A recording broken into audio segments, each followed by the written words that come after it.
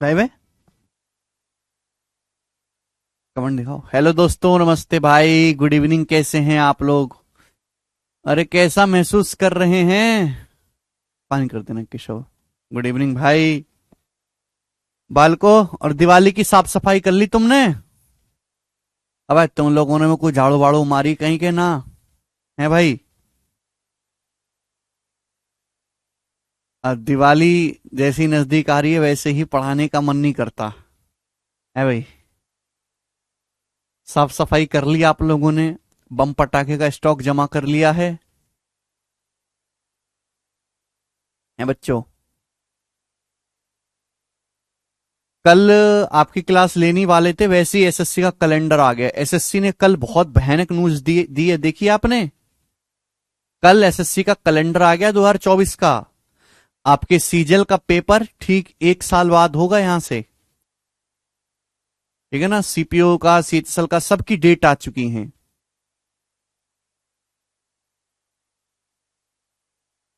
अच्छा प्रिंस।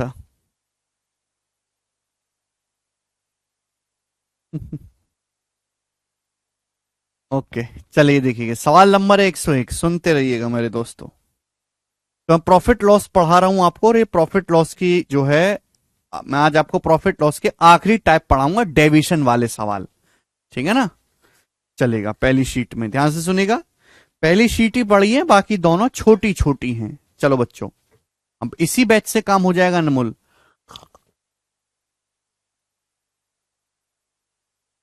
चलिए सवाल नंबर 101 और 102। एक एक क्वेश्चन। एक वस्तु को बेचने से एक दुकानदार को 20% का लाभ होता है। यदि उसने 50 रुपए कम में खरीदी होती और उसे उक्त मूल्य पर ही बेचता, उसी प्राइस में बेचता, तो 25% का लाभ होता। वस्तु का क्रिय मूल्य क्या है? वस्तु का मेरे दोस्तों यहां से सीपी क्या है? बहुत अच्छा सवाल है, बताओ। ये है मेरे दोस्तों सीपी, और ये है एसपी। एक वस्तु को बेचने से दुकानदार को 20% का लाभ होता है। जैसे समझो कि एक वस्तु का कॉस्ट प्राइस 100 है। 100 के सामान को बेचा, आपको 20% का लाभ हुआ, तो सेलिंग प्राइस कितना है? 120। 100 का सामान 120 में बिका। पहली लाइन बोला यदि उसने सामान 50 रुपए कम में खरीदा होता, भाई जितने रुपए में सामान खरीदा है उससे 50 रुपए कम में खरीदा होता,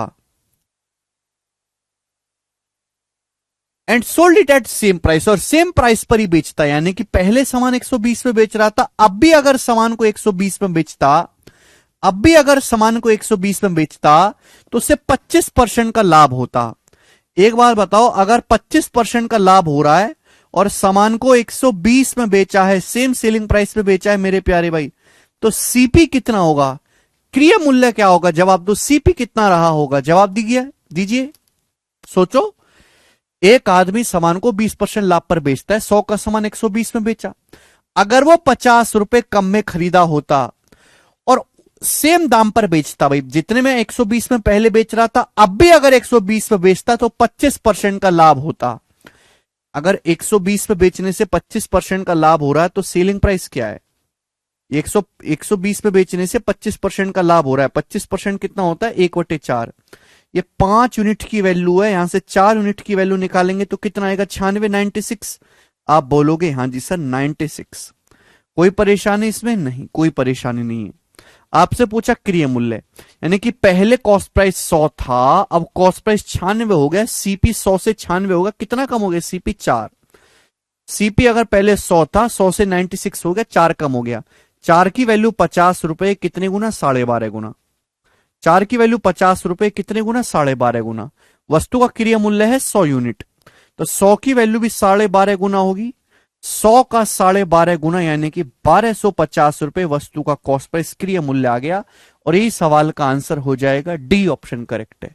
तो सवाल का आंसर डी ऑप्शन है। 1100 रुपए नहीं है तीनों, आंसर डी ऑप्शन है। 4 की वैल्यू 50 रुपए, तो 1 की वैल्यू है 50/4, 12.5। अच्छा सवाल था। एक और क्वेश्चन करेंगे मेरे दोस्तों, फिर उसके बाद जो मैं आपको अगला और आखिरी कंसेप्ट समझाऊंगा, सवाल नंबर 102। शतक हमने मार दिया इसी के साथ। ये बताइएगा।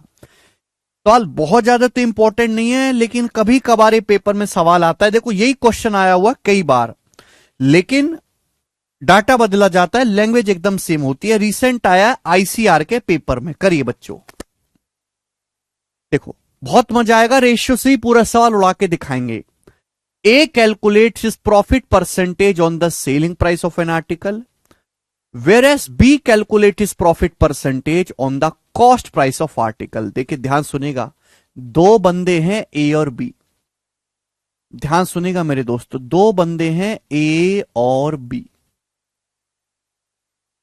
ए अपना प्रॉफिट परसेंटेज जो है वो आर्टिकल के सेलिंग प्राइस को बेस मान के निकालता है। ए अपना प्रॉफिट परसेंटेज कैलकुलेट करता है सेलिंग प्राइस पर। ए नाम का एक बंदा है, वो अपना प्रॉफिट परसेंटेज विक्रय मूल्य को बेस मानकर निकालता है, जबकि बी जो है वो अपना प्रॉफिट परसेंटेज निकालता है कॉस्ट प्राइस क्रय मूल्य को बेस मान के। If the difference between their profit is 588 रुपए, यदि उनको होने वाले प्रॉफिट का डिफरेंस 588 रुपए, दोनों को प्रॉफिट का जो डिफरेंस है वो 588 रुपए है, the selling price for both of them is same, दोनों के लिए सेलिंग प्राइस भी सेम है। Selling price for both of them is same, दोनों का विक्रय मूल्य सेम है। And both of them get 28% profit, दोनों को ही 28% का लाभ होता है। पहला आदमी भी को भी 28%, दूसरे को भी 28%। तो आपसे पूछा है ईच आर्टिकल का, प्रत्येक आर्टिकल का सेलिंग प्राइस यानी कि विक्रय मूल्य क्या है, यह आपसे पूछा गया है। सवाल पढ़ो ढंग से बेटा, तभी समझ सकते हो जब आपको परसेंटेज बहुत अच्छे से आता हो। ध्यान से सुनेगा। देखो बच्चों, मैं यहां लिख रहा हूं नीचे कॉस्ट प्राइस, स्टूडेंट मैं यहां लिख रहा हूं नीचे कॉस्ट प्राइस, और यहां लिख रहा हूं बच्चों में सेलिंग प्राइस। अच्छा 28% की फ्रैक्शन वैल्यू क्या होती है? 4% 1/25, 28% कितना होता है? 7/25। 28% की फ्रैक्शन वैल्यू क्या होती है? 7/25। ए अपना प्रॉफिट परसेंटेज कैलकुलेट करता है सेलिंग प्राइस को बेस मान के। ए अपना प्रॉफिट निकालता है सेलिंग प्राइस को बेस मान के। बी अपना प्रॉफिट परसेंटेज कैलकुलेट करता है सेलिंग प्राइस को बेस मान के। दोनों ही ये कह रहे हैं कि भाई हमें बोथ ऑफ देम गेट 28%, दोनों को ही 28% का लाभ हुआ। ए को भी 28% का लाभ हुआ 7/25, बी को भी 28% का लाभ हुआ 7/25। लेकिन ए ने अपना प्रॉफिट कैलकुलेट किया सेलिंग प्राइस को बेस मान के 28। देखो सेलिंग प्राइस को बेस मानोगे तो मतलब क्या है इस बात का? 28% प्रॉफिट का मतलब होता है 7/25, यानी कि 25 सेलिंग प्राइस है तो सामान पे होने वाला जो प्रॉफिट है वो 7 है। ए ने जो अपना प्रॉफिट है वो विक्रय मूल्य को बेस मान के निकाला है, यानी कि अगर ए अपना सामान 25 में बेचता है ए, तो उसको 7 का प्रॉफिट होता है। 25 में बेचने पर 7 का प्रॉफिट हुआ तो सीपी क्या होगा? 25 में 7 माइनस करेंगे 18। तो आर्टिकल ए के सीपी और एसपी का रेशियो आ गया। बी निकालता है अपना प्रॉफिट परसेंटेज सीपी को बेस मान के, यानी कि आर्टिकल का कॉस्ट प्राइस 25 है तो उस पर 7 यूनिट का प्रॉफिट हुआ मेरे दोस्तों। 25 यूनिट के सामान पर 7 यूनिट का प्रॉफिट हुआ तो सामान बिका कितने में मेरे दोस्तों? 25 में 7 ऐड कर देंगे 32। 25 के सामान पे अगर 7 का प्रॉफिट हुआ तो सामान बिका कितने में? 32 में। तो दोनों दावा तो ये कर रहे हैं कि हमें 28% का प्रॉफिट हुआ, लेकिन दोनों का बेस अलग होने की वजह से सीपी और एसपी का रेशियो अलग होगा। ए अपना प्रॉफिट कैलकुलेट करता है सेलिंग प्राइस को बेस मान के, यानी कि बेस 25 सेलिंग प्राइस है, ये सीपी को बेस मान के निकालता है। ठीक है जी, आप बोलोगे हाँ जी sir. Important, the selling price of both the article is same, दोनों आर्टिकल का सेलिंग प्राइस सेम है। भाई इसका सेलिंग प्राइस कितना है? 25। इसका सेलिंग प्राइस कितना है? 32। गलत बात है, इसका 25 है, इसका 32 है, दोनों को सेम करना पड़ेगा। अब 25 और 32 का एलसीएम क्या होता है? 25 गुणा 32। दोनों को सेम बनाने के लिए किससे गुणा कर देते हैं? 32 से। इस पूरे रेशियो में ऊपर नीचे हम 32 से गुणा कर देते हैं मेरे प्यारे भाई। यहां ऊपर नीचे किससे गुणा कर देते हैं मेरे दोस्तों? 25 से। 25 से गुणा कर देते हैं। आप बोलोगे हाँ जी सर बिल्कुल से। अगर गौर से देखोगे तो दोनों का सेलिंग प्राइस सेम हो गया। अब इसका सेलिंग प्राइस भी 25 गुणा 32 है, इसका सेलिंग प्राइस भी 32 गुणा 25 है, दोनों का सेलिंग प्राइस सेम हो गया। बोला है दोनों के प्रॉफिट का डिफरेंस 588 रुपए। प्रॉफिट क्या होता है? प्रॉफिट क्या होता है? प्रॉफिट होता है selling price minus cost price. Profit का डिफरेंस 588 रुपए। भाई आर्टिकल ए पे कितना प्रॉफिट है? भाई ये सेलिंग प्राइस से कॉस्ट प्राइस घटाओ। जब आप घटाओगे तो 32 कॉमन आ जाएगा। 32 यहां भी है, 32 यहां भी, 32 कॉमन आ जाएगा। और 25 में से 18 घटाओगे 7, ये 7 हो जाएगा। ये ए का प्रॉफिट है मेरे दोस्तों, ये ए का प्रॉफिट है। बोलो यस और नो।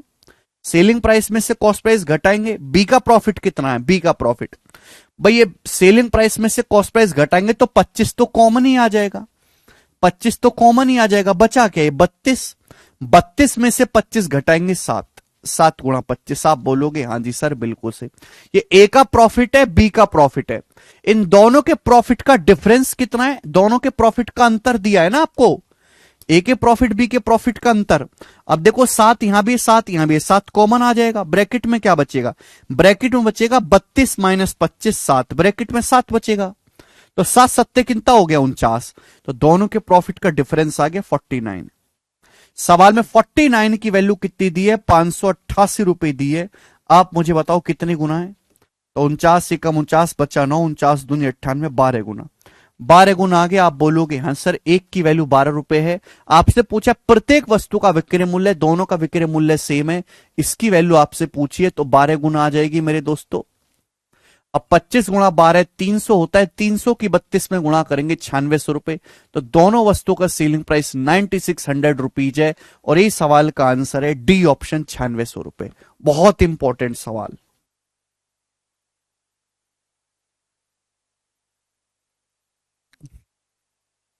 सारा सवाल आपने रेशियो से निपटा दिया मेरे दोस्तों। सवाल की लैंग्वेज को पढ़ना बहुत जरूरी है। हर बच्चे के लिए सवाल नहीं है, सवाल मुश्किल है, हर बच्चे की खोपड़ी में घुसने वाला है नहीं। बहुत मेहनत, बहुत फोकस, बहुत डेडिकेशन, लगन की जरूरत है। पीछे के 100 सवाल आपको अच्छी तरीके से आने चाहिए तो ही आप ये क्वेश्चन कर पाओगे। ठीक है जी। एक ही क्वेश्चन में करवा रहा हूं, बहुत ज्यादा इंपॉर्टेंट नहीं है, कभी कभार 1-2 साल में एक आध सवाल आ जाता है। ठीक है ना, बड़ा सवाल है, इस सवाल में कई सारी चीजें हैं। ठीक है ना, यही है एमडी सबसे शॉर्टेस्ट। कई सारी चीजें इस सवाल में है।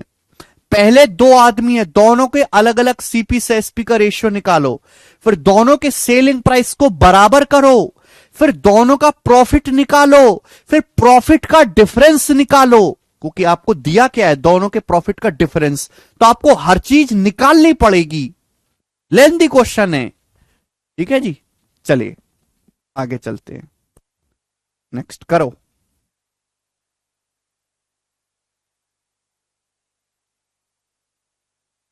103 नंबर सवाल बनाएंगे जी, इसका क्या आंसर है?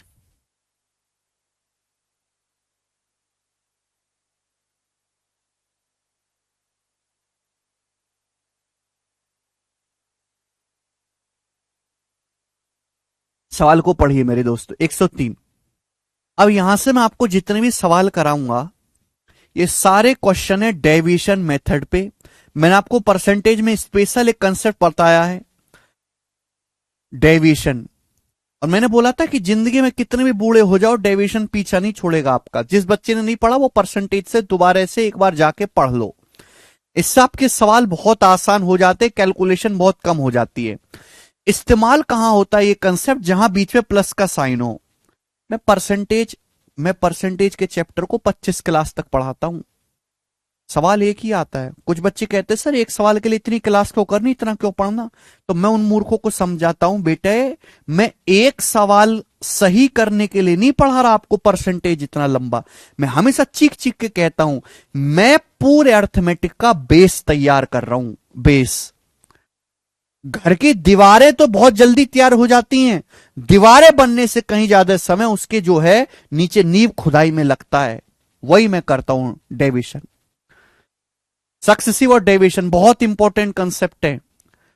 एक आदमी 561 वस्तुएं 3200 रुपए में खरीदता है और कुल वस्तुओं का 5/11 भाग 27% के लॉस पर बेचता है। बचे हुए भाग को कितने परसेंट के लाभ पर बेचा जाए, बचे हुए भाग को कितने परसेंट के प्रॉफिट पर बेचा जाए, ताकि कुल सौदे में, ओवरऑल ट्रांजैक्शन में, कुल सौदे में ना तो कोई लाभ हो ना ही कोई हानि हो। देखो, ये जो लाइन आपको दी है इसकी कोई जरूरत नहीं है सवाल में, ये केवल कंफ्यूज करने के लिए दी है मेरे दोस्तों। यहां मैं लिख रहा हूं वस्तुएं, यहां मैं लिख रहा हूं वस्तुएं।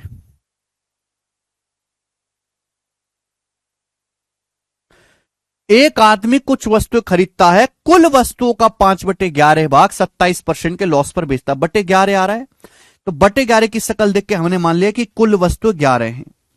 हमने मान लिया कि एक आदमी ने कुल 11 वस्तुएं खरीदी और 11 का 5/11 कितना होता है, 5।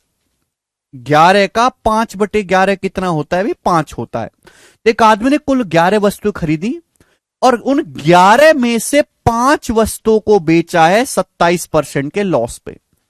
लॉस निगेटिव होता है, प्रॉफिट पॉजिटिव। 5 वस्तुओं को 27% के लॉस पर बेचा। अब कितनी वस्तुएं बची, 11 में से 5 ये बिक गई, बची 6 वस्तुएं। 6 वस्तुओं को कितने परसेंट के प्रॉफिट पर बेचा जाए, 6 वस्तुओं को, जिससे कि पूरे सौदे में 6 वस्तुओं को कितने परसेंट के प्रॉफिट पर बेचा जाए बची वस्तुओं को, जिससे कि पूरे सौदे में ना तो कोई लाभ हो ना ही कोई हानि हो। इसका मतलब ओवरऑल ट्रांजैक्शन में 0% का प्रॉफिट आपको मिले, नो प्रॉफिट नो लॉस। अगर ओवरऑल ट्रांजैक्शन में आप 0% का ना प्रॉफिट चाहते ना ही कोई लॉस चाहते, तो 6 वस्तुओं को कितने परसेंट के लाभ पर बेचना चाहिए। तो आप मुझे एक बात बताओ, यहां 5 वस्तुओं पे 27% का लॉस हुआ, यहां कितना हुआ है मुझे, यहां सॉरी यहां 5 वस्तुओं पे 27% का लॉस हुआ। अगर यहां 5 वस्तुओं का 27% प्रॉफिट हो जाए मेरे दोस्तों, तो ओवरऑल ट्रांजैक्शन 0 आ जाएगा। देखो, मैंने मान लिया एक वस्तु 1 रुपए की है, तो 5 वस्तुओं का 27% लॉस हुआ। कितना होता है 5 का 27% होता है 1.35। अगर यहां 1.35 का लॉस है तो यहां 1.35 का प्रॉफिट करवा देते हैं। कितने रुपए के सामान पर, 6 रुपए के सामान पर बटे 6, और परसेंटेज में कितना, इंटू 100%। लेकिन जब आपको परसेंटेज में ही निकालना है तो इसको परसेंटेज में रहने दो, क्यों छेड़ो भाई। यहां 5 रुपए का 27% लॉस हो गया, तो यहां 5 रुपए का 27% प्रॉफिट करवा दीजिए। ना ओवरऑल ट्रांजैक्शन में ना प्रॉफिट होगा ना लॉस होगा। लेकिन कितने रुपए के सामान पर, ये 6 वस्तुएं, 6 रुपए के सामान पर, तो बटे 6 करना पड़ेगा मेरे दोस्तों। 3 नाम 27, 3 दूनी 6 आएगा 45/2, और 45/2 होता है 22.5%। तो बचे हुए सामान को 22.5% के लाभ पर आपको बेचना चाहिए। सी ऑप्शन आंसर है। ये वेटेड एवरेज वाला तरीका है। कौन सा तरीका है, वेटेड एवरेज वाला। जी चेतन, समझ में आई बात। आप बोलोगे हां जी सर बिल्कुल सही, कोई प्रॉब्लम नहीं।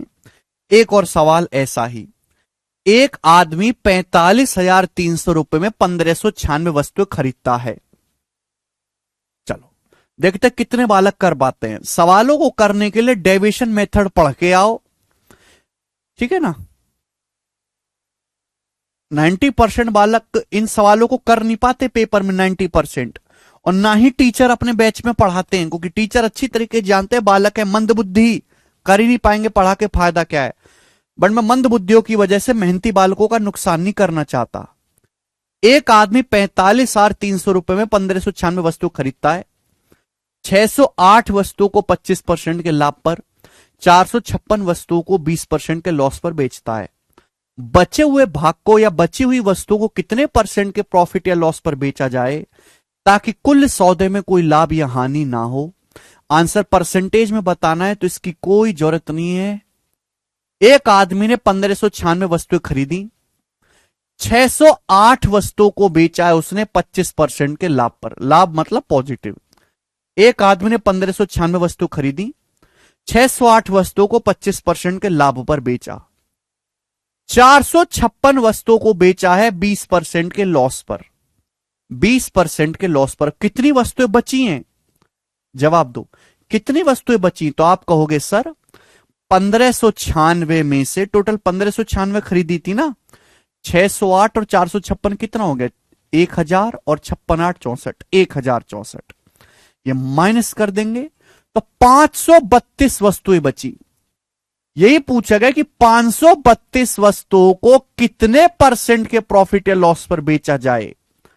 532 वस्तुओं को कितने परसेंट के प्रॉफिट या लॉस पर बेचा जाए कि ओवरऑल ट्रांजैक्शन में, पूरे लेन देन में सारी वस्तुओं पर कुल मिलाकर कोई भी लाभ या हानि ना हो, यानी कि ओवरऑल ट्रांजैक्शन 0% में समाप्त हो, ना लॉस हो ना प्रॉफिट हो। कहने का मतलब है कि आपने दुकान में बहुत सारी वस्तु, बहुत सारी टॉफी लाके खरीद रख ली, 1596, 608 टॉफी पे 25% लाभ हुआ, 456 वस्तुओं पे 20% का लॉस हुआ, 532 वस्तुओं को कितने परसेंट के प्रॉफिट या लॉस पर बेचना चाहिए जिससे कि ओवरऑल 0% का ट्रांजैक्शन रहे, नो प्रॉफिट नो लॉस। तो भाई आपको ऐसे सवालों में तो बेस वैल्यू का तो रेशियो ले लेते हैं ना, एग्जैक्ट वैल्यू की जरूरत नहीं पड़ती। और तो इसका रेशियो ले लेंगे, किससे जा रहा है ये?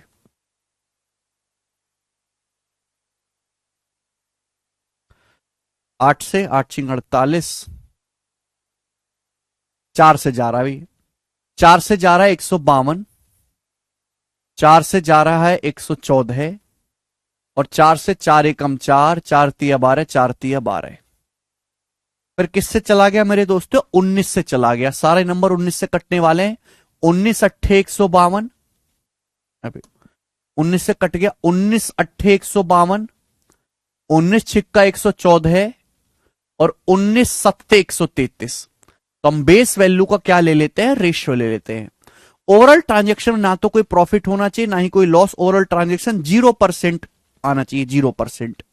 देखिए डाटा आसान है तो मैं यहां पर कौन सा मेथड इस्तेमाल कर लूंगा? वेटेड एवरेज का। मैंने वेटेड एवरेज पढ़ाया हुआ है भैया। 8 रुपए का 25% प्रॉफिट हुआ तो 8 का 25% कितना होता है? 200। 200% या फिर 2 रुपए। 8 रुपए का 25% होता है 2 रुपए। 2 रुपए या 200% का प्रॉफिट हुआ, या 6 रुपए का 20% लॉस हुआ, यानी कि माइनस का 120। 6 रुपए का 20% लॉस हुआ, ओवरऑल ट्रांजैक्शन होना चाहिए 0। अब 200 और माइनस 120 तो 80 हो गया ना। 200 माइनस 120 तो 80 हो गया। तो यहां कितना होना चाहिए? 80% माइनस 80 होना चाहिए, तभी तो 0 आएगा। 120 माइनस 120 माइनस 80 माइनस 200 प्लस 200, 0 हो गया। 0% प्रॉफिट।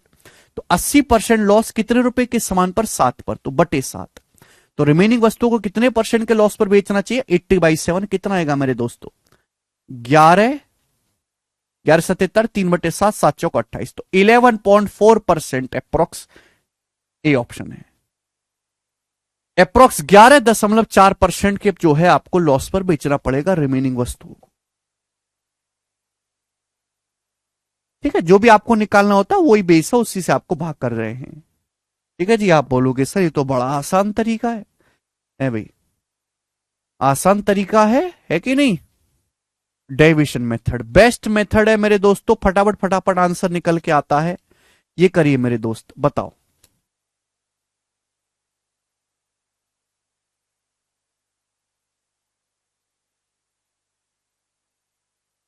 करो, क्या आंसर है?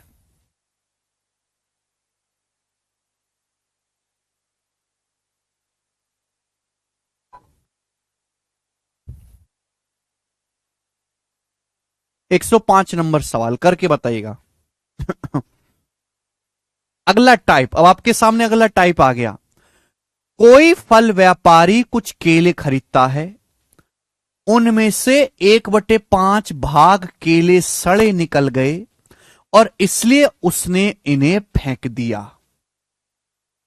उसने अपने पास के केलों में से 2/5 भाग को 15% लाभ पर बेचा और बाकी केलों को 10% के लाभ पर बेचा। उसका कुल प्रॉफिट, या समय नहीं आएगा यहां पे, टोटल उसका कुल प्रतिशत हानि या प्रतिशत लाभ ज्ञात करें। देखिए एक आदमी बहुत सारे केले खरीद के लाया। क्या खरीद के लाया? केले, फ्रूट्स खरीद के लाया, केले। 1/5 केले सड़ गए और उन्हें फेंक दिया। अब उसके पास के केलों में से, यानी कि बचे केलों में से, उसके पास के केलों में से, यानी कि रिमेनिंग शब्द आ गया। अब बचे हुए केलों में से 2/5 केले को 15% के लाभ पर बेचा और बाकी केलों को 10% के लाभ पर बेचा। ओवरऑल लॉस या प्रॉफिट परसेंटेज बताओ। तो भाई ये बताओ कि केलों की संख्या को किस रेशियो में करा गया है। ध्यान से सुनेगा मेरे प्यारे भाई। जब भी देखो, जब भी रिमेनिंग शब्द आए, रिमेनिंग, मैंने क्या सिखाया, हमने आपको सिखाया है कि ये जो फ्रैक्शन होती है ना, फ्रैक्शन, ये जो फ्रैक्शन होते हैं, फ्रैक्शन आदमी को बड़ा परेशान करती है, आदमी की कैलकुलेशन बढ़ाती हैं, है ना। लेकिन यहां शब्द आ रहा है रिमेनिंग, रिमेनिंग शब्द आ रहा है। जब भी रिमेनिंग शब्द आए तो फ्रैक्शन का आपको एलसीएम नहीं लेना, आपको लेना है फ्रैक्शन का मल्टीपल।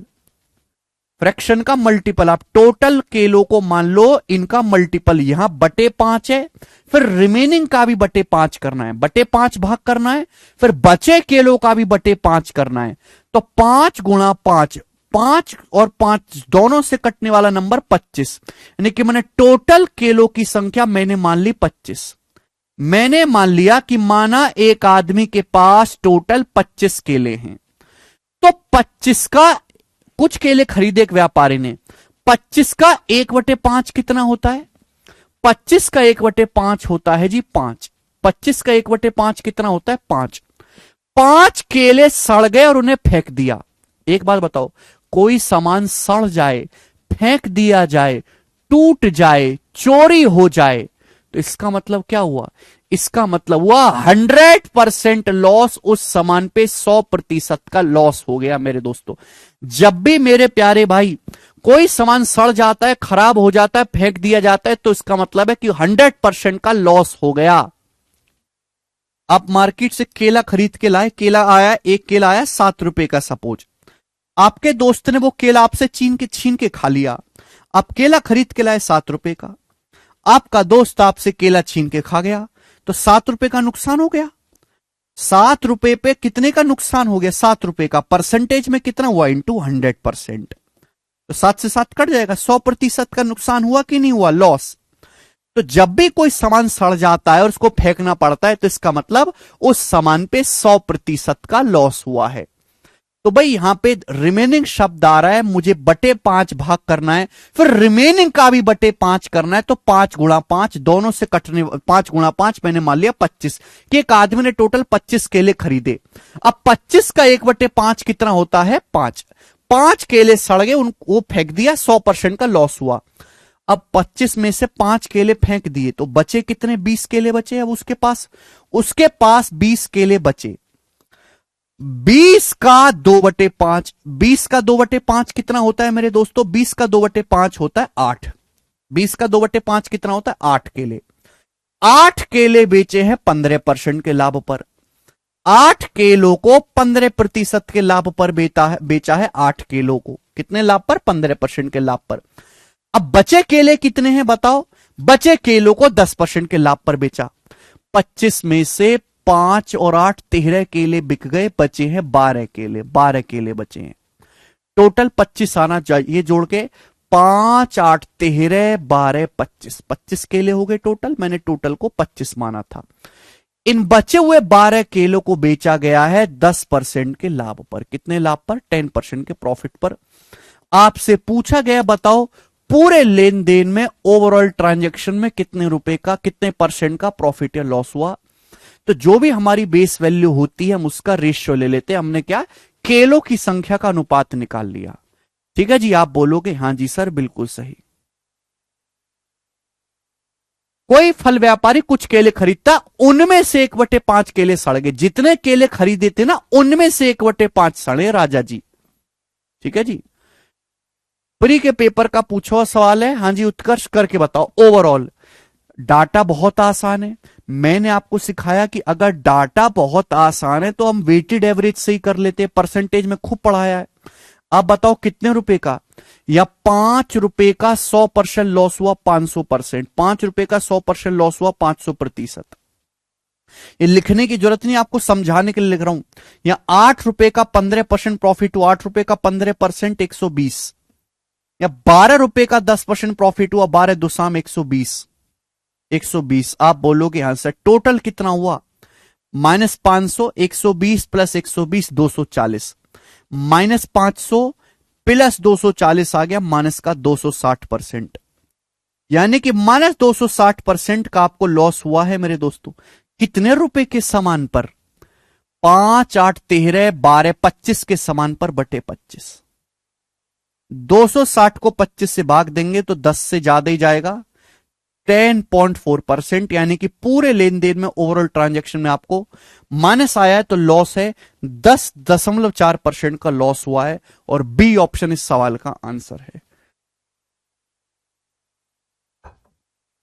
ए ऑप्शन नहीं है, बी ऑप्शन है। ऐसे सवाल आएंगे तो हम इस तरीके से करेंगे। डाटा बहुत आसान है तो हम वेटेड एवरेज लगा लेते हैं, डाटा मुश्किल है तो हम डेविएशन करते हैं। मुझे लगता है कि आपको ये बात अच्छी तरीके से समझ में आई है। आगे चलेंगे एक और सवाल की तरफ दोस्तों। सवाल नंबर है आपके सामने, यहां पर 105 था, अपन लेंगे सवाल नंबर यहां पे 106। बनाओ जी, इस क्वेश्चन का क्या आंसर है, सभी बच्चे जवाब देंगे हमें। बनाओ, करो।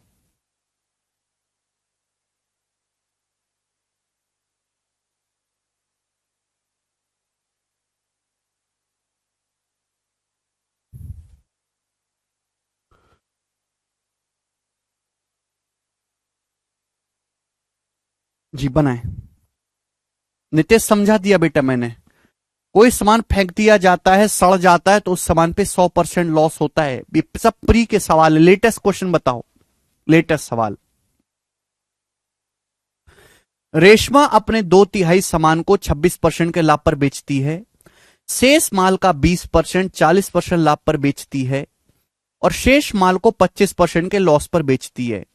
सभी वस्तुओं का लागत मूल्य एक समान मानते हुए, सभी वस्तुओं का सीपी एक समान मानते हुए पूरे लेन देन में ओवरऑल ट्रांजैक्शन में उसका कुल लाभ प्रतिशत कितना होगा। रेशमा अपना 2/3 माल यानी कि 2/3, रेशमा अपने सामान का 2/3 भाग बेचती है 26% के लाभ पर। रिमेनिंग, अब देखो फिर से रिमेनिंग शब्द आ गया। रिमेनिंग सामान का 20%, 20% कितना होता है 1/5। रिमेनिंग सामान का 20% 40% लाभ पर और बाकी सामान 25% के लॉस पर बेचती है। सभी वस्तुओं का सीपी सेम मानते हो, ओवरऑल ट्रांजैक्शन में कुल प्रॉफिट परसेंटेज बताओ। तो सबसे पहले आप ये निकाल लीजिए कि उसने सामान को किस रेशियो में ब्रेक किया है। देखिए जिस रेशियो में उसने ब्रेक किया होगा, देखो प्रॉफिट परसेंटेज हो चाहे लॉस परसेंटेज हो, हमेशा सीपी को बेस मान के निकाला जाता है।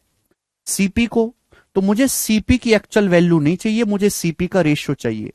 अब जैसे एक आदमी ने बहुत सारी वस्तुएं खरीदी, सभी वस्तुओं का लागत मूल्य समान है, तो जो वस्तुओं की संख्या का रेशियो होगा वही सीपी का रेशियो होगा।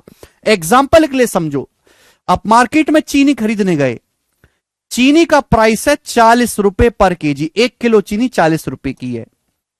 आपने 7 किलो चीनी खरीदी, आपके भाई ने 5 किलो चीनी खरीदी, तो आपको 7 किलो चीनी कितने की मिलेगी? 1 किलो चीनी 40 रुपए की है, 7 किलो इतने रुपए की मिलेगी आपको। आपके भाई को 5 किलो चीनी कितने की मिलेगी? इतने रुपए की मिलेगी। तो आपने और आपके भाई ने जो सामान खरीदा उसके सीपी का रेशियो क्या होगा? ये होगा। तो जब मैं रेशियो लूंगा यहां पर, जब मैं अनुपात लूंगा तो 40 तो कट ही जाएगा ना, क्या आएगा? 7/5। यानी कि अगर हर वस्तु का लागत मूल्य समान है तो जो वस्तुओं की संख्या का रेशियो होगा वही सीपी यानी कि क्रय मूल्य का रेशियो होगा। यह लॉजिक है, समझ में आया? तो एक आदमी ने बहुत सारी वस्तु खरीदी, हर वस्तु का लागत मूल्य सीपी सेम है, तो उसने वस्तुओं को जिस रेशियो में डिवाइड करा है वही सीपी का भी अनुपात निकल के आएगा। अब यहां मुझे वस्तुओं का 2/3 भी करना है और रिमेनिंग सामान का 1/5 भी करना है। 3 भी करना है और रिमेनिंग का 1/5। रिमेनिंग शब्द आ रहा है, रिमेनिंग, तो 3 और 5 का मल्टीपल यानी कि 15। तो मैंने मान लिया कि एक आदमी ने टोटल 15 वस्तुएं खरीदी, एक आदमी ने टोटल 15 वस्तुएं खरीदी। अब 15 का 2/3 कितना होता है? 10। 15 का 2/3 कितना होता है मेरे दोस्तों? 10। 10 वस्तुएं बेची 26% के लाभ पर, 10 वस्तुओं को बेचा 26% के लाभ पर, बची कितनी? 15 में से 10 बेच दी, 15 में से 10 बेच दी, बची 5। 5 वस्तुओं का 20%, 5 का 20%, 5 का 20% कितना होता है? एक। एक वस्तु बेची 40% के लाभ पर, अब बची कितनी? रिमेनिंग वस्तुओं को 25% के लॉस पर बेचा, रिमेनिंग को 25% के लॉस पर बेचा। 15 में से 10 और 1 11 वस्तुएं बिक गई, बची 4। टोटल जोड़ के 15 आना चाहिए, 10 से 11 4 15। बची 4 वस्तुओं को 25% के लॉस पर बेचा गया है। सभी को साफ साफ दिखाई दिया मेरे दोस्तों क्या हुआ है यहां पर? ठीक है ना? तो सबसे पहले ऐसे सवाल में आप वस्तुओं की संख्या का रेशियो निकालो। ठीक है ना? बची 4 वस्तुओं को बेचा गया 25% के लॉस पर। बोला ओवरऑल ट्रांजैक्शन में, यानी कि पूरे लेन देन में कितने प्रतिशत का लाभ हुआ, पूरे लेन देन में नहीं निकाल सकते। डाटा बहुत आसान है, हम वेटेड एवरेज से कर लेंगे। ठीक है ना? अलग से लिखने की जरूरत नहीं है। 10 रुपए का 26% 260, 260 प्लस 40 300, 300 माइनस 100 200%। 200% का प्रॉफिट हुआ मेरे दोस्तों कितने रुपए के समान पर? 10 से 11 4 15, 15 के समान पर बटे 15। 5 से जाएगा 40/3, 40/3 का मतलब 13:1/3%। 13:1/3% का आपको ओवरऑल प्रॉफिट हुआ है। थर्ड ऑप्शन सवाल का आंसर है, तीसरा ऑप्शन। खत्म, जरूरत ही नहीं है अभिनव।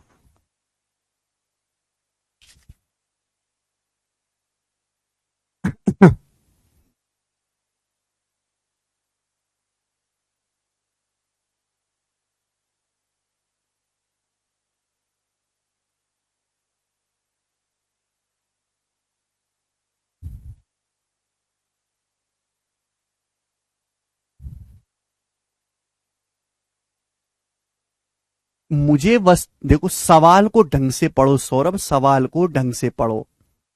रेशमा अपने 2/3 माल को 26% लाभ पर, बचे माल का 20% यानी कि 1/5 भाग को 40% लाभ पर, और बचे माल को 25% के लॉस पर बेचती है।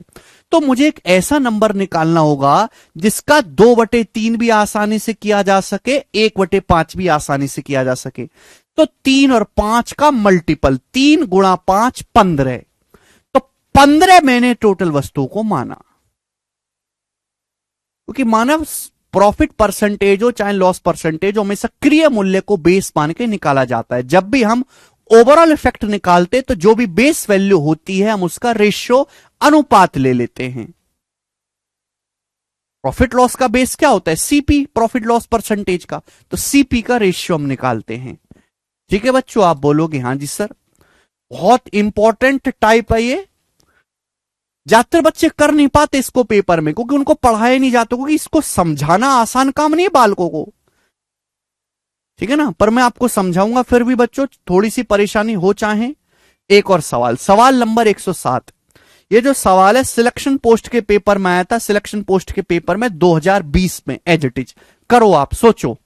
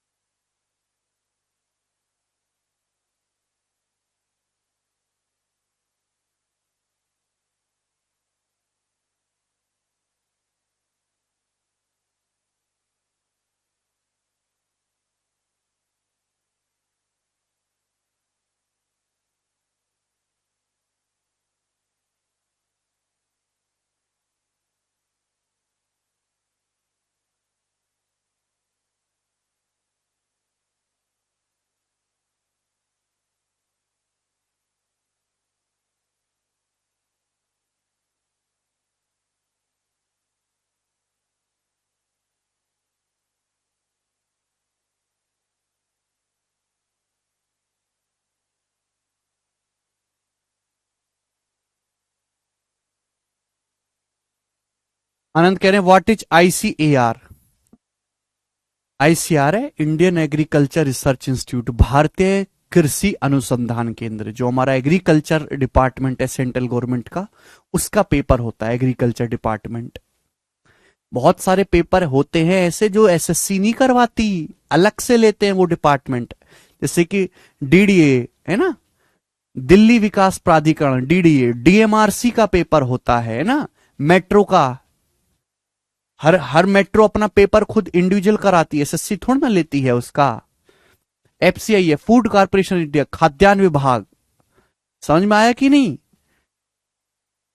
ये आप एसएससी के थ्रू तो केवल 30 डिपार्टमेंट में भर्ती होती है, इन 30 डिपार्टमेंट के भी अलावा और 25-30 डिपार्टमेंट और हैं जो अपना पेपर सेपरेट कराते हैं। उनको भरोसा नहीं एसएससी पे, कहते हैं एसएससी घटिया सवाल बनाती है, हम तगड़े पूछेंगे, ये कचरा लोगों को भर्ती करती है, हम तगड़े लोग चाहिए हमें।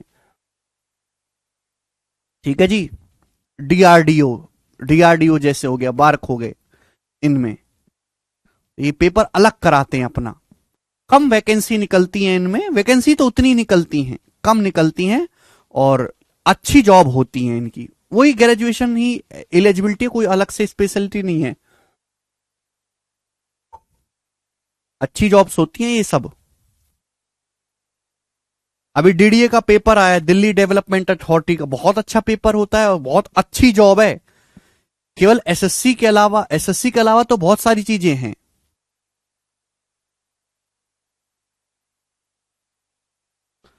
नॉलेज रखा करो इन चीजों की। बताओ, एक आदमी, फूड इंस्पेक्टर की देखो कितनी बेहतरीन जॉब है, रेस्टोरेंट पे जो छापा मारते हैं, क्वालिटी चेक करते हैं कि भाई आप अपने ग्राहकों को जो खाना ठीक खिला रहे हो नहीं खिला रहे हो, है ना, रेस्टोरेंट का लाइसेंस देते हैं। अब दिन में 5 रेस्टोरेंट में छापा मार ले, बस उसका काम हो गया। ऐसी सुविधा किसी एसएससी की जॉब में नहीं है। चलिए अगला सवाल, एक आदमी समान लागत मूल्य पर 120 खिलौने खरीदता है। एक आदमी सेम सीपी वाले 120 खिलौने खरीदता है, 45% खिलौनों को 40% के लाभ पर बेचता है, बाकी खिलौनों को, रिमेनिंग का 1/3 20% लाभ पर बेचता है, और बाकी खिलौनों को, शेष खिलौनों को 14 खिलौनों के लागत मूल्य के बराबर लॉस पर बेचता है। 14 खिलौनों के बराबर लॉस पर बेचता है। आपसे पूछा पूरे लेन देन में, ओवरऑल ट्रांजैक्शन में उसका प्रॉफिट परसेंटेज ज्ञात करो, ओवरऑल ट्रांजैक्शन में बताइए। सेम मान लेंगे मानव। ठीक है भाई साहब, तो भैया मुझे यहां से निकालना पड़ेगा खिलौनों का, खिलौने। ढंग से पढ़िएगा, सुनिएगा, समझिएगा। एक आदमी ने 120 खिलौने खरीदे, यहां पे 14 खिलौनों के लागत मूल्य, तो एग्जैक्ट निकालना पड़ेगा। रिमेनिंग खिलौनों को 14 खिलौने के लागत मूल्य के बराबर लॉस पर बेचता है। एक लाइन बड़ी डेंजरस है। एक आदमी ने 120 खिलौने खरीदे और 45% खिलौने, 120 का 45% कितना होता है? 45% होता है 9/20, यानी कि 54। 120 का 45% होता है 9/20, 20 छिक्का 120, 9 छिक्का 54, 54 खिलौने। 54 खिलौनों को बेचा है 40% के लाभ पर, 54 खिलौनों को। तो बचे कितने? अब 120 में से 54 खिलौने बिक गए, तो बचे कितने? 120 में से 54 घटाओ, बचे कितने? 66, बचे 66। अब बचे हुए खिलौनों का, शेष खिलौनों का 1/3, एक लाइन बड़ी इंपॉर्टेंट है बेटा, सवाल के सॉल्यूशन में कुछ नहीं है, सवाल में शेष खिलौनों के 1/3 को 20% के लाभ पर बेचता है। 120 का 45% होता है 54, 54 खिलौने बेचे 40% के लाभ पर। फिर बचे कितने? 120 में से 54 बिक गए, बचे 66। 66 खिलौनों का 1/3 यानी कि 1/3, 22 खिलौने। 22 खिलौने बेचे हैं 20% लाभ पर, 22 खिलौनों को बेचा है 20% के लाभ पर। अब बचे खिलौने कितने? रिमेनिंग खिलौनों को 14 खिलौनों के सीपी के बराबर लॉस पर बेचा। तो भैया 54 + 22 कितना हो गया? 54 + 22 हो गया 76। 54 + 22 तो 76 हो गया ना। 4 2 6 5 2 7, 120 में से 76 बिक गए तो बचे कितने, माइनस कर देंगे। 120 में से 76 माइनस कर देंगे, कितना बचेगा, 44। 44 बचेगा ना, 44 आप बोलोगे आंसर 44 बचेगा। ठीक है ना, 9/20 54 हो गया। फिर बचे 66, 66 का 1/3 22, फिर बचा मेरे दोस्तों 44। हाँ 44 बचा। अब 44 खिलौनों को 14 खिलौनों के सीपी के बराबर लॉस पर बेचा है। तो आपसे पूछा पूरे लेन देन में कितने परसेंट का लाभ हुआ। 44 खिलौनों पे 44 खिलौनों पे 14 खिलौनों के बराबर लॉस हुआ।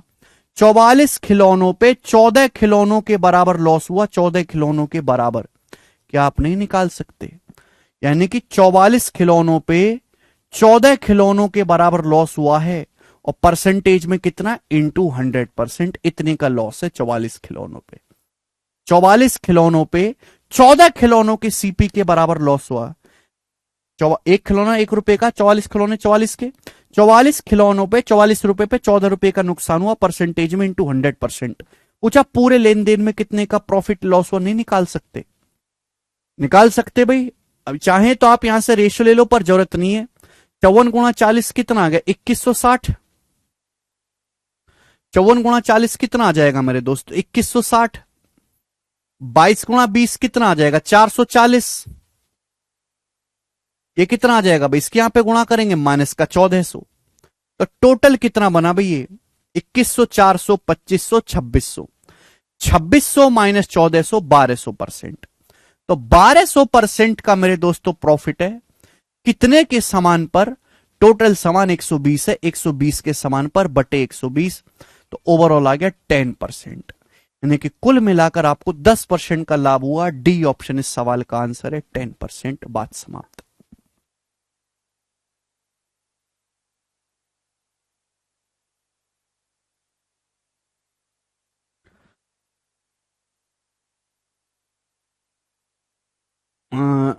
नीतीश कह रहे हैं सर रेशियो लेकर नहीं कर सकते। देखो बेटा, ये जो लास्ट में दी है ना, ये एग्जैक्ट वैल्यू दी है कि बाकी खिलौनों को 14 खिलौनों के लागत मूल्य के बराबर लॉस पर बेचा है। तो आपको ये पता करना पड़ेगा कि बाकी खिलौने हैं कितने। यहां आप रेशियो नहीं ले सकते, पिछले सवाल से बिल्कुल अलग है, बिल्कुल अलग।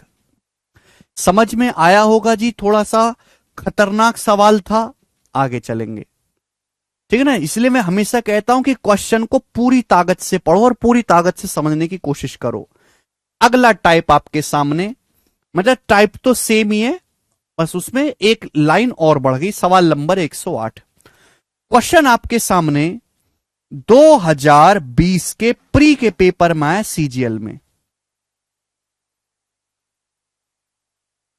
बहुत अच्छा सवाल है, दिमाग लगाने वाला। सुनो, 1/3 सामान को 15% के लाभ पर बेचा जाता है। यह है सामान,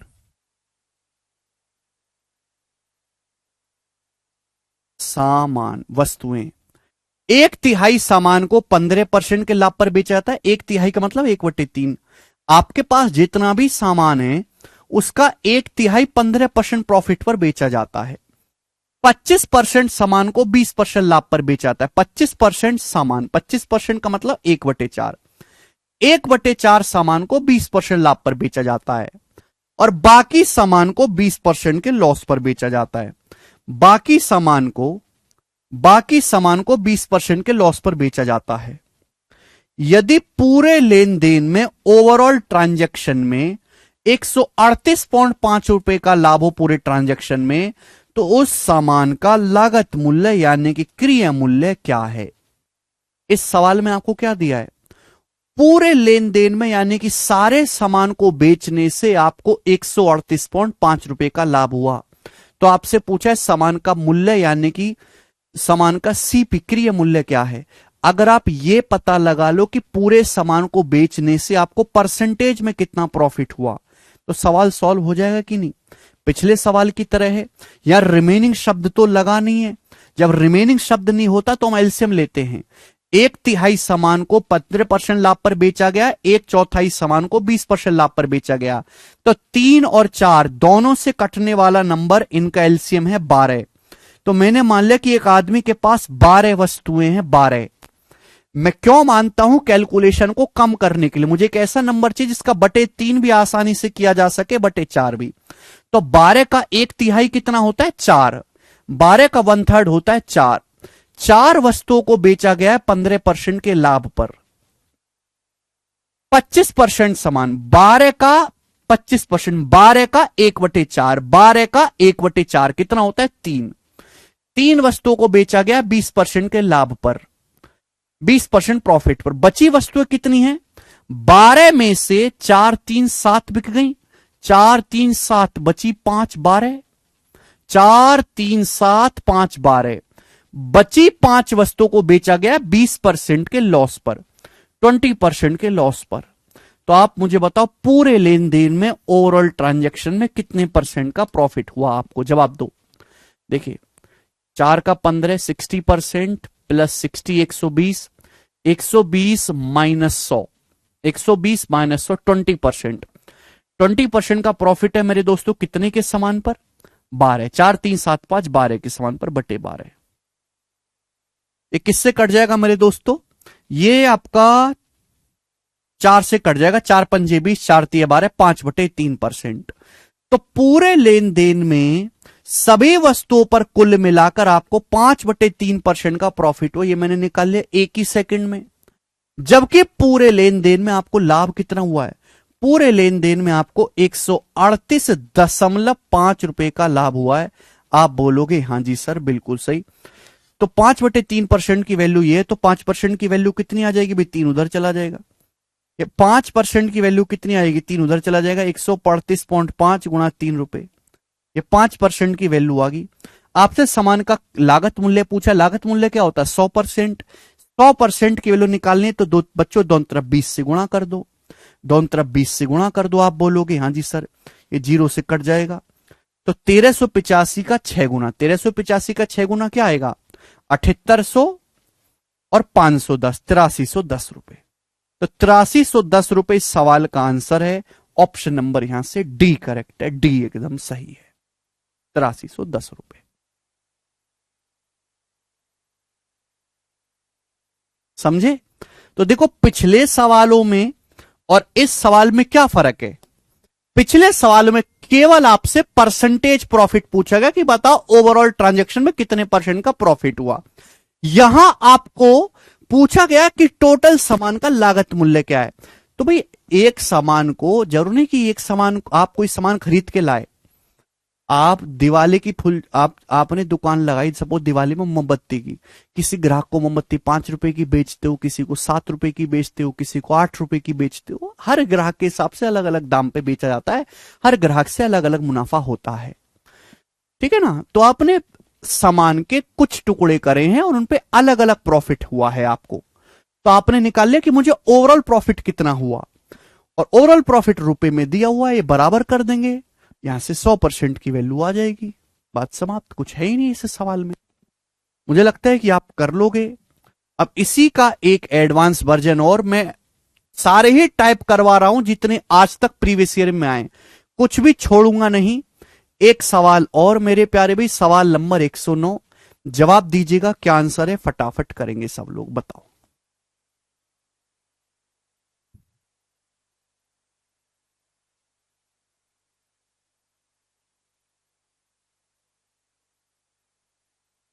ये सीआरपीएफ हॉट के पेपर में आया था, सीआरपीएफ हेड कांस्टेबल के पेपर में आया था 2022 में। 2023 के क्वेश्चन भी अभी जो है टाइप हो चुके हैं, 2023 का पेपर भी हो चुका है, वो शीट में अपडेट नहीं किया है मैंने, समय नहीं मिल पा रहा भाई, दिवाली की सफाई करनी पड़ रही है आजकल,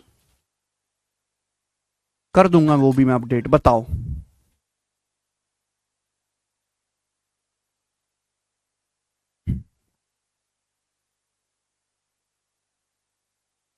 सर, आप क्वेश्चन को ढंग से पढ़ो। एक आदमी 120 कोट खरीदता है, 50 कोट 16% के लाभ पर बेचता है, बाकी कोट 20% के लाभ पर बेचता है। यदि वह सभी कोटों को 12% के एक समान लाभ पर बेचे, सभी कोटों को 12% के प्रॉफिट पर बेचे, तो उसे 1520 रुपए कम मिलेंगे, 1520 रुपए। आपसे पूछा प्रत्येक कोट का लागत मूल्य क्या है, प्रत्येक कोट का सीपी क्या है, जवाब दो मेरे दोस्तों, कौन करेगा? बहुत बेहतरीन सवाल है। एक यहां मैं लिख रहा हूं कोट, बहुत सरल क्वेश्चन है, कुछ भी नहीं है वैसे तो इस सवाल में। कोट, एक आदमी ने 120 कोट खरीदे, तो आदमी का जो पैसा खर्च हुआ वो 120 कोट खरीदने में हुआ है। 120 कोट खरीदने के बाद उसने 50 कोट बेचे हैं, 50 कोट बेचे 16% के लाभ पर, तो बाकी कोट कितने बचे? बाकी कितने? 120 खरीदे थे, 120 में से 50 बिक गए, बचे 70।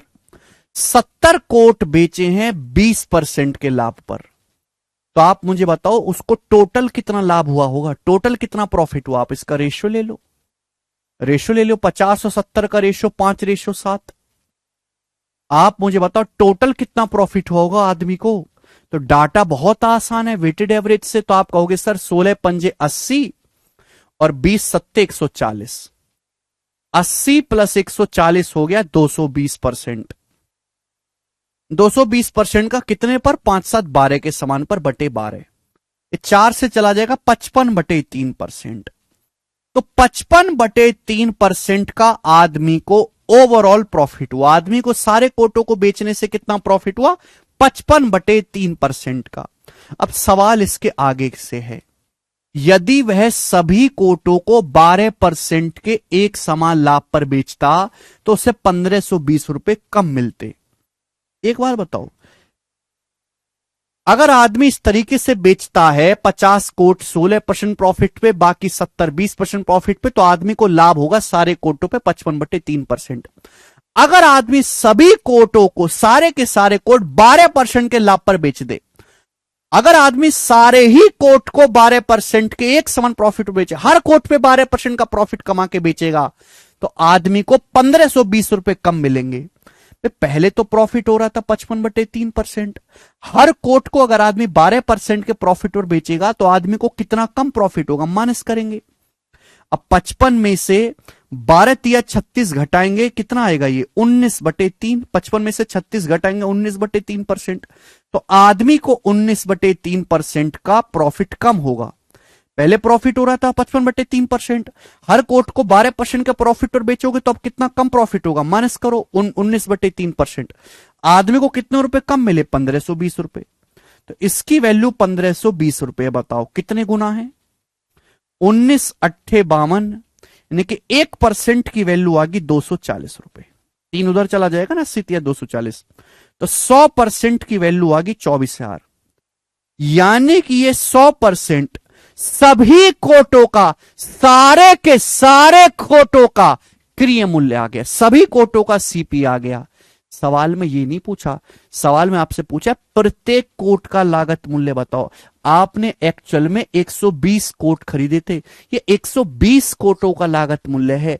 एक कोट का सीपी, एक कोट कितने रुपए का होगा? 120 से भाग कर देंगे, 120 से भाग करेंगे कितना आएगा? 200 रुपए का।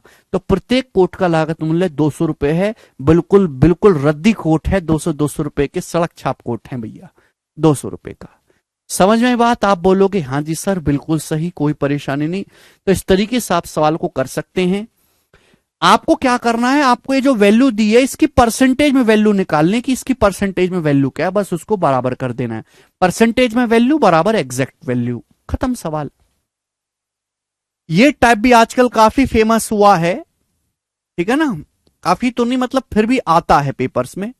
मैं आपसे जैसे एक सवाल और पूछूंगा दोस्तों, देखते हैं कितने बालक इसको कर पाएंगे। सवाल नंबर है 110, बनाओ एक और सवाल।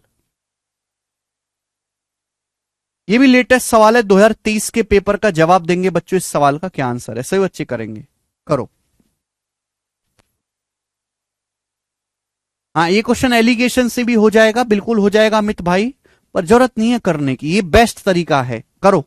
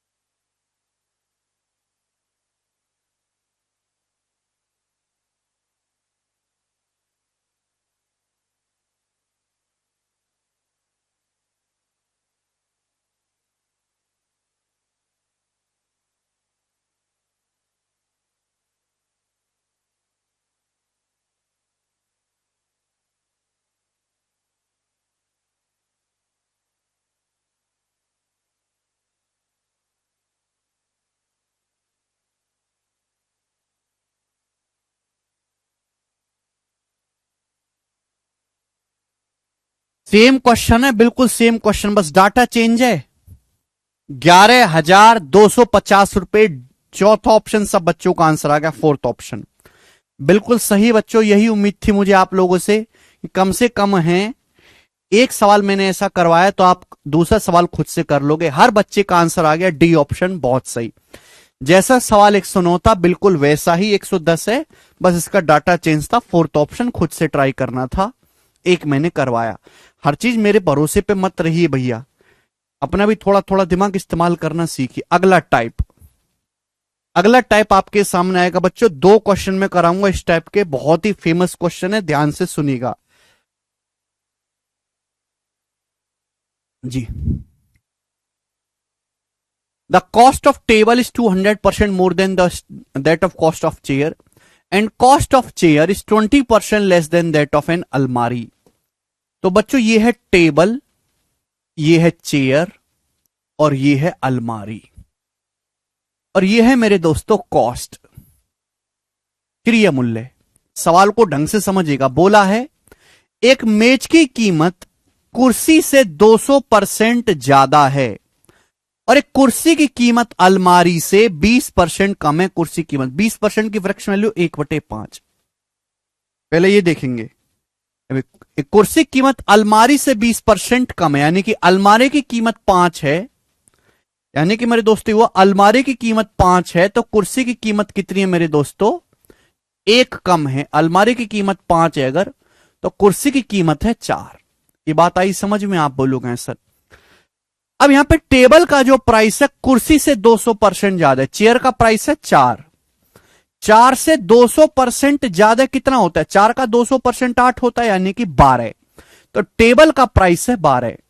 तो एक टेबल, एक चेयर और एक अलमारी के प्राइस का रेशियो ये आ गया। सवाल में आगे कहा जाता है if the cost of each table and each chair is decrease by 25%।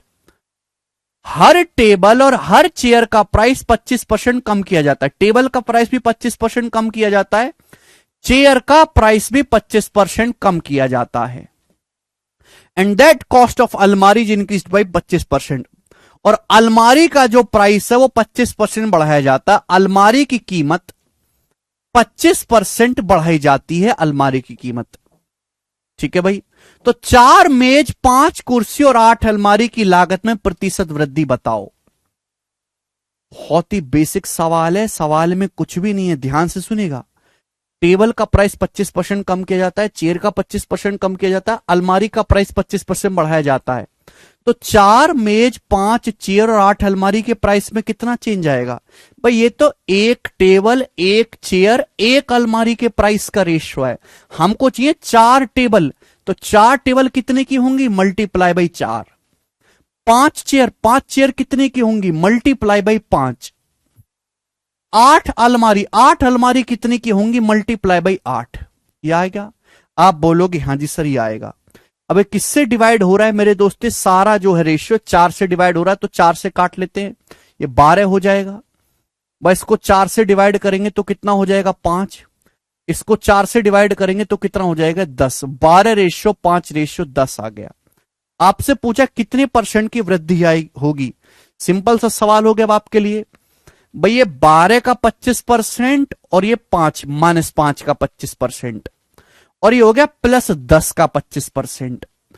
तो 12 5 17 -17 का 25% प्लस 10 का 25%, तो आ गया -7 का 25%, यानी कि डिक्रीज होगा। फाइनल आंसर निगेटिव अगर आ रहा है तो इंक्रीज नहीं होगा, डिक्रीज होगा। ये आंसर नहीं हो सकता। -12 और ये -5, -17 का 25% प्लस 10 का 25%, तो -7 का 25% आ जाएगा। आप बोलोगे आंसर -7 का 25% हो जाएगा। कितने के समान पर? 12 5 17 10 27, 27 के समान पर बटे 27। आप बोलोगे हाँ जी सर। तो 25 सत्ते होता है 175। 175 को अगर हम 27 से भाग देंगे तो कितनी बार जाएगा मेरे दोस्तों? जवाब दो। ये जाएगा 27 छिक्का 162, 27×162 बचेगा 13 और 27×5 135 यानी कि अप्रोक्स 6.5%। तो 6.5% का डिक्रीज होगा। ए ऑप्शन सवाल का आंसर है, अप्रोक्स 6.5% डिक्रीज हो जाएगा। बहुत बेहतरीन जबरदस्त सवाल है। ऐसे सवाल वेटेड एवरेज से बहुत जल्दी हो जाते हैं, ठीक है ना। इंपॉर्टेंट टाइप है मेरे दोस्तों। एक सवाल और करवाऊंगा मैं आपको इसी टाइप का अपने सामने, ये बताइएगा। सवाल नंबर है बच्चों आपके सामने 112, ठीक है जी। करके बताओ जरा इस सवाल को।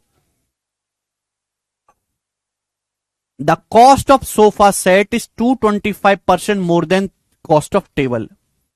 भाई ये है सोफा सेट और ये है टेबल। सवाल में आपसे बोला है, या मैं सी पे लिख रहा हूं, क्रिय मूल्य। सोफा सेट की जो कीमत है वो टेबल से 225% ज्यादा है। सोफा सेट की कीमत 34% कम की जाती है, टेबल का प्राइस 25% बढ़ाया जाता है। तो 2 सोफा सेट और 3 टेबल के प्राइस में प्रारंभिक लागत की तुलना में कितने प्रतिशत की वृद्धि या कमी होगी, कर पाएंगे। सोफा सेट का प्राइस टेबल से 225% ज्यादा हो सकता है। यहां सोफा सेट टेबल की जगह कार और बाइक कर दे, आपके पेपर में कार बाइक कर दे, या साइकिल मोटरसाइकिल कर दे, कुछ भी कर सकता है। तो सोफा सेट का प्राइस टेबल से 225% ज्यादा है। 225% की फ्रैक्शन वैल्यू क्या है? 25% 1/4, 225% 9/4, 9/4। सोफा सेट का प्राइस टेबल से 9/4 ज्यादा है, यानी कि टेबल अगर 4 रुपए की है तो सोफा सेट 9 ज्यादा 13 रुपए का है। टेबल अगर 4 रुपए की है तो सोफा सेट 9 रुपए ज्यादा 13 का है। क्लियर है? सोफा सेट की कीमत 34% कम हो जाती है, सोफा सेट का प्राइस 34% कम हो जाता है। टेबल की कीमत 25% बढ़ जाती है, टेबल की कीमत बच्चों 25% बढ़ जाती है। सवाल पूछा 2 सोफा सेट और 3 टेबल की लागत में कितने परसेंट की वृद्धि होगी। तो 2 सोफा सेट कितने रुपए के होंगे, मल्टीप्लाई बाई 2। 3 टेबल कितने रुपए की होंगी, मल्टीप्लाई बाई 3। तो 2 सोफा सेट और 3 टेबल के प्राइस में कितना चेंज आएगा, ये आपसे पूछा गया, निकाल सकते हैं। अब देखो ये ऑलरेडी 2 से तो कट ही रहा है ना। अब ये 2 से कट जाएगा 13 बार, और ये 2 से 4 3 12, 2 से 12 कट जाएगा 6 बार, ये आ गया। ठीक है ना। डाटा बहुत ज्यादा कैलकुलेटिव नहीं है तो हम वेटेड एवरेज से कर लेंगे। भाई 13 रुपए का 34% सोफा सेट का प्राइस घट गया। 13 का 34% कितना होता है? 390 और 52, 442 माइनस का 442%, बोलो, या 6 गुणा 25 150। अभी 6 रुपए का 25% बढ़ेगा 150, तो कितना आएगा? 442 में से 142 घटाएंगे 300, फिर 8 और घटाएंगे 292, तो माइनस का 292% आ जाएगा। माइनस का 292% आएगा भाई। 13 रुपए का 34% घट गए, 6 रुपए का 25% बढ़ा, टोटल आया 292% डिक्रीज। कितने के समान पर? 19 पर। 13 6 19/19।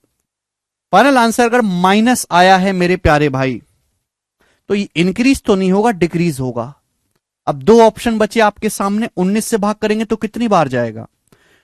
19 से कम 19 बचा 10, 19 पंजे 95, तो 15 पॉइंट समथिंग आएगा। डी ऑप्शन सवाल का आंसर है। तो 15.4% का डिक्रीज होगा।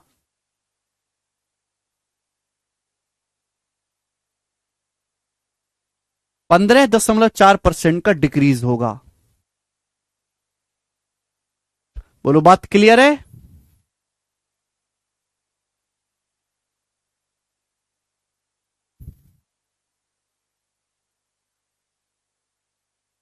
ठीक है रोहित जी, कर पाओगे इस टाइप का सवाल? मैंने देखो आपको दोनों क्वेश्चन करवा दिए, 2 आर्टिकल वाला भी 3 आर्टिकल वाला भी। हर एक लैंग्वेज को हम कवर कर रहे हैं, ठीक है ना। जो ज्यादा बार पूछ ले उस पर मैं एक से ज्यादा क्वेश्चंस करवा रहा हूं, ठीक है जी। आगे चलते हैं। बहुत सारी लैंग्वेज है, हर लैंग्वेज को आप डेविएशन या वेटेड एवरेज से सॉल्व करेंगे। डेविएशन वेटेड एवरेज अगला जो है, अगली लैंग्वेज करेंगे बच्चों। क्या उत्तर है इसका? सवाल है आपके सामने 113। अच्छा जी, 113 नंबर सवाल करके बताओ,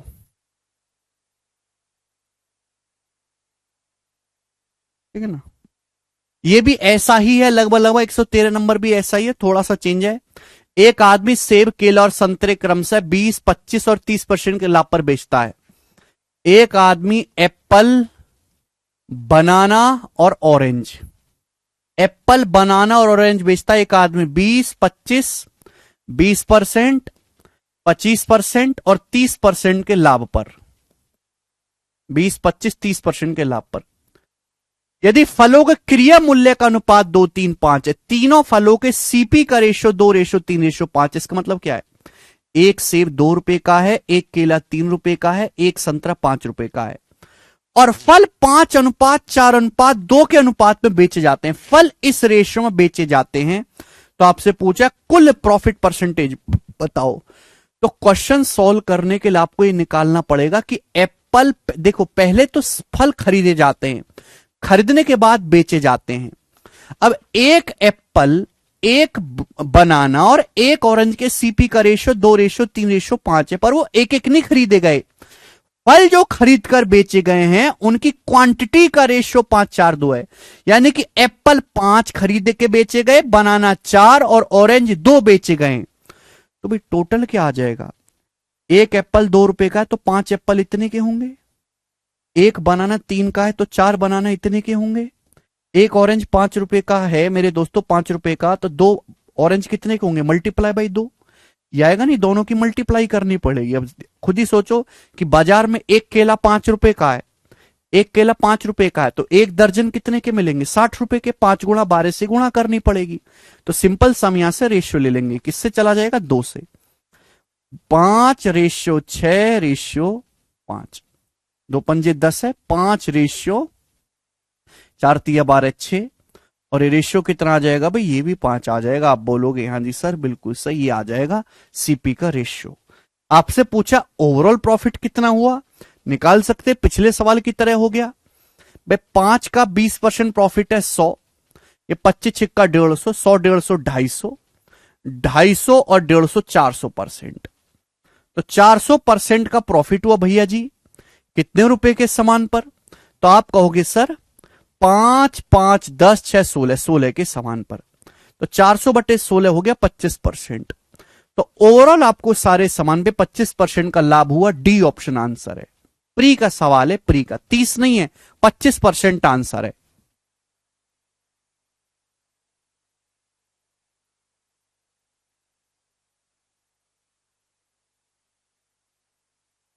तीस तो कभी प्रीव्यू आ ही नहीं सकता। ओवरऑल जो वैल्यू आती है वो हमेशा मिनिमम और मैक्सिमम के बीच में आती है। भाई सबसे कम प्रॉफिट किस पे हुआ? सेबों पर 20%।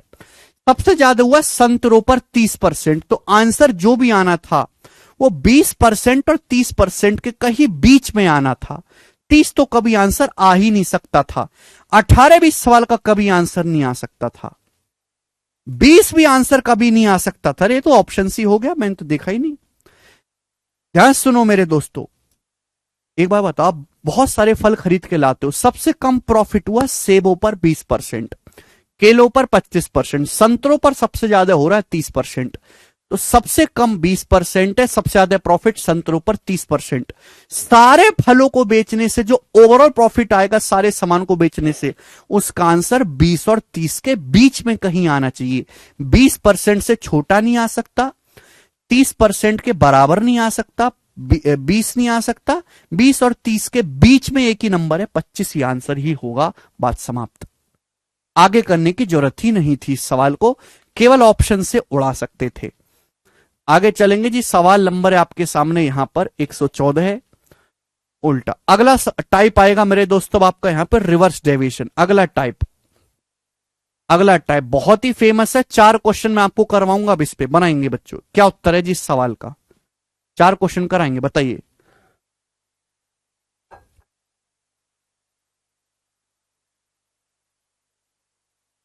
सवाल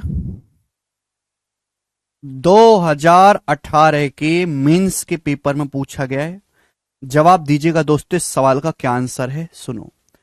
एक आदमी ने 120 कुंटल गेहूं खरीदा, 20% हिस्सा 25% के लॉस पर बेचा गया। 20% का मतलब 1/5, 1/5 हिस्सा 25% के लॉस पर बेचा गया है। पूरे लेन देन में ओवरऑल ट्रांजैक्शन में सारे गेहूं पे 25% लाभ कमाने के लिए, सारे गेहूं पर 25% लाभ हासिल करने के लिए बचे गेहूं को कितने परसेंट के प्रॉफिट पर बेचना पड़ेगा? इसकी सवाल में सॉल्व करने के लिए कोई जरूरत नहीं है। अब यहां से जो मैं टाइप आपको कराऊंगा 4 क्वेश्चन वो होंगे रिवर्स डेविएशन पे, उल्टा सोचना है।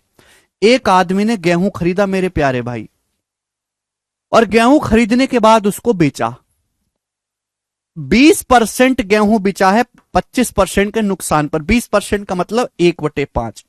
नहीं कि जैसे एक आदमी ने टोटल 5 किलो गेहूं खरीदा, एक आदमी ने टोटल 5 किलो गेहूं खरीदा है, तो 5 का 20% होता है 1 किलो गेहूं बेचा है 25% के लॉस पर। तो बचा कितना मेरे दोस्तों? 4। 5 किलो गेहूं एक आदमी ने जैसे खरीदा, तो 5 में से 1 किलो बेचा है 25% के नुकसान पर।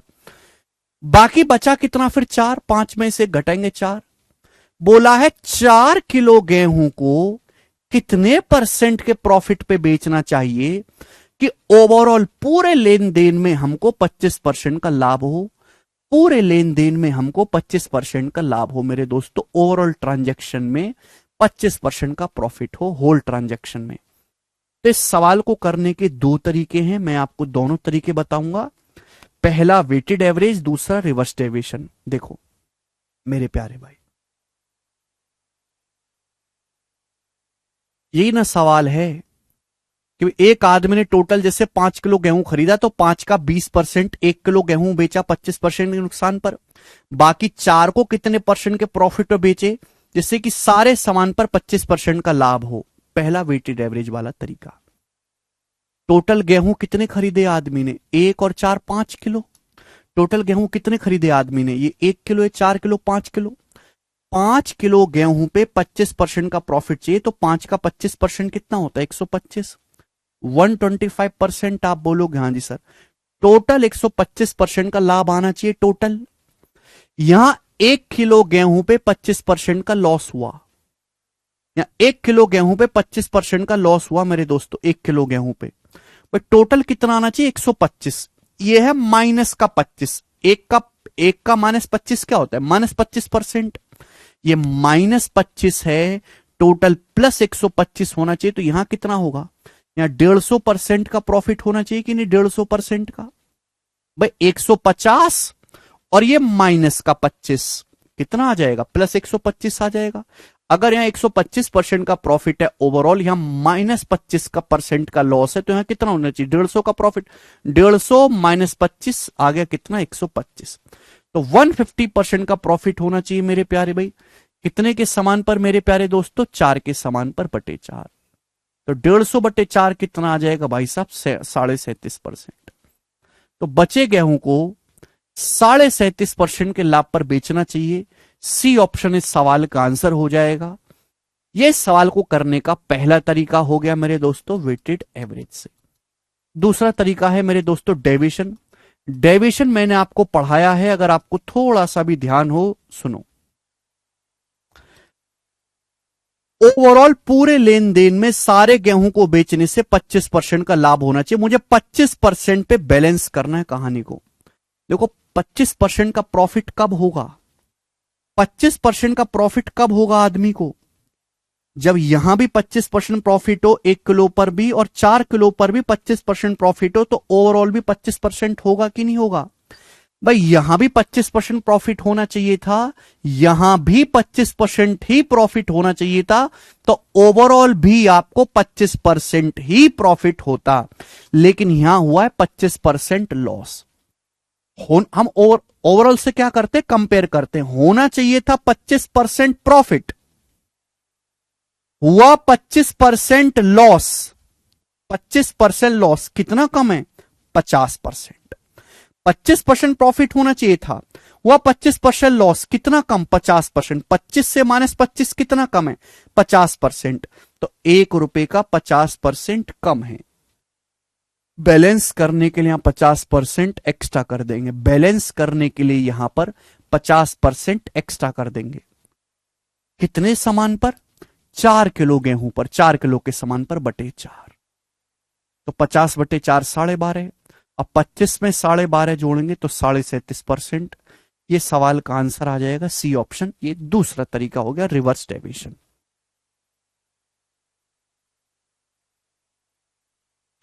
ठीक है जी। आपने डेविएशन पढ़ा होगा तो आसानी से कर पाओगे मेरे प्यारे दोस्तों। आप बोलोगे हाँ जी सर बिल्कुल सही। एक सवाल मैं आपको और बता देता हूं यहां पर जल्दी से 115 नंबर क्वेश्चन देखना, बड़ा मजा आएगा आपको इस सवाल करके, बहुत मजा आएगा। करके बताओ जरा इस क्वेश्चन को। Very very nice question, very very nice.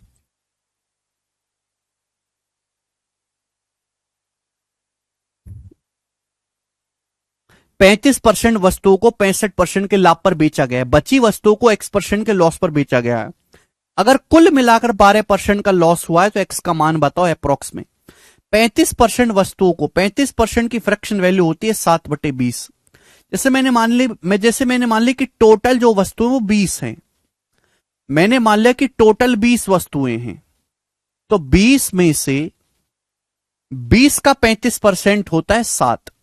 7 वस्तुओं को बेचा गया है 65% के प्रॉफिट पर। 7 वस्तुओं को 65% के प्रॉफिट में बेचा गया। बची कितनी फिर? 13। 20 में से 7 घटाएंगे, बची 13। 13 वस्तुओं को मेरे प्यारे भी सवाल में बोला गया कि 13 वस्तुओं को X% के लॉस पर बेचा गया। 13 वस्तुओं को कितने % के लॉस पर बेचा गया? अगर ओवरऑल 12% का लॉस हो, कुल मिलाकर अगर 12% की हानि हो, तो बची वस्तुओं को कितने % के लॉस पर बेचा गया है, ये आपसे पूछा है X का मान।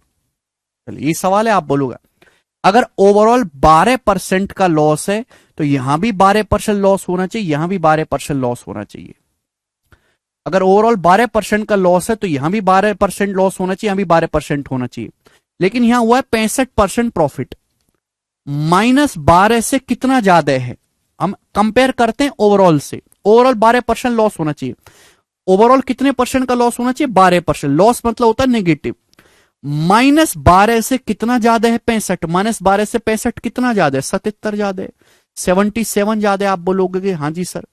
तो यहां ₹7 का 77%, ₹7 का 77% प्रॉफिट हुआ। ₹7 का 77% कितना होता है? 490 और 49, 539। क्या 539% कम करवा देंगे? अभी ₹7 का 77% कितना होता है? 539% ज्यादा है, तो यहां 539% कम करवा देंगे। कितने रुपए के समान पर मेरे दोस्तों? ₹13 के समान पर बटे 13। आप बोलोगे आंसर 13 से जाएगा, 13 चौका 52, बचेगा 1, 13 एकम 13 और 6 जीरो, लगभग 13 चौका 52 ही चला जाएगा। तो 12 और 41 कितना आ जाएगा मेरे प्यारे भाई? 53.4% के आसपास, 53.4% के आसपास बी ऑप्शन है और इस सवाल का आंसर हो जाएगा। खत्म।